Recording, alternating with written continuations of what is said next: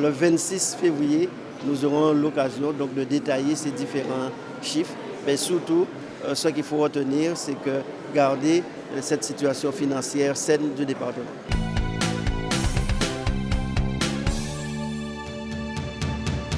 Discussion sur les orientations budgétaires. Nous avons eu l'occasion de préciser quelle était la trajectoire du département, maintenir cette solidarité, solidarité humaine, solidarité avec les territoires, un volume d'investissement très conséquent, mais tout en maintenant nos marges de manœuvre, puisqu'aujourd'hui, compte tenu de la situation sociale au niveau national, on peut voir combien les départements sont en grande difficulté et nous, on veut préserver nos marges de manœuvre.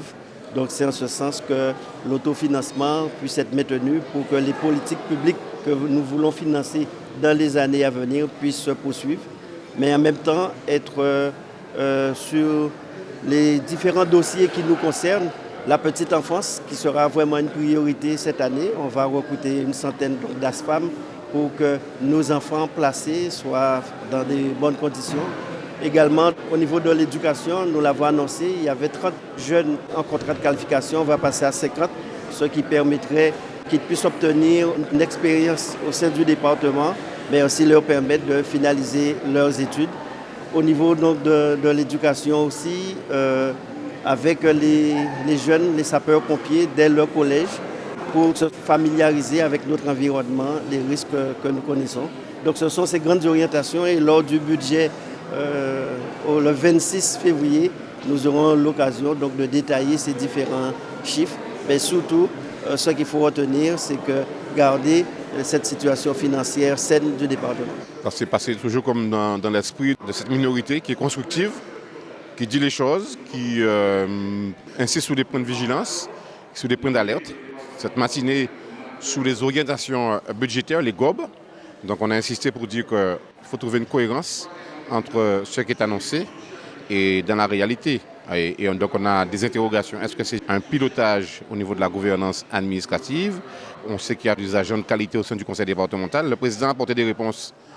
Mais on verra du concret quand on aura les chiffres de 2025, de l'exécution 2025, dans le cadre, quand on va voter le budget. Le budget 2026, c'est aussi le compte administratif 2025. On verra le taux d'exécution. Mais nous, on sait déjà que le taux d'exécution est très faible. Donc, quel est le problème?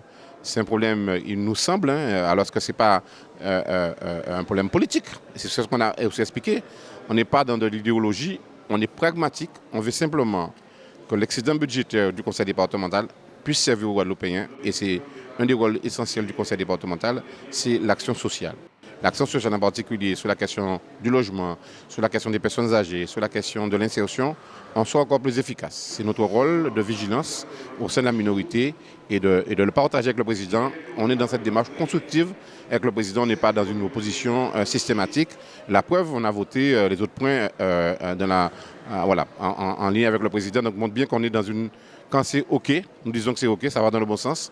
Et même quand ça va dans le bon sens, nous disons qu'il faut être vigilant dans l'exécution, dans la mise en œuvre de ces politiques publiques. Donc depuis le 1er janvier, je suis le président du Congrès. J'ai eu l'occasion donc de faire une première réunion avec les différents membres et rappeler cette nécessité que nous devrions poursuivre les travaux, puisque le gouvernement a eu déjà une première réunion au mois de janvier et lundi 9 février, nous sommes conviés, département, région et les parlementaires, pour poursuivre cette discussion. Notamment, il y a un point important sur l'Europe, quel soit notre positionnement sur l'Europe, déterminer ensemble le calendrier et que tout cela puisse se faire sur la base des propositions du Congrès. Il faut rappeler la fusion donc, des deux collectivités et la mise en place d'un pouvoir normatif pour certaines compétences.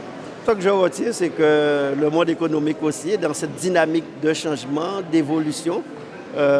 Après, chacun sur les méthodes peuvent avoir des divergences, mais le constat que je fais, c'est que tout le monde est conscient qu'il faut que cela bouge, que cela puisse évoluer.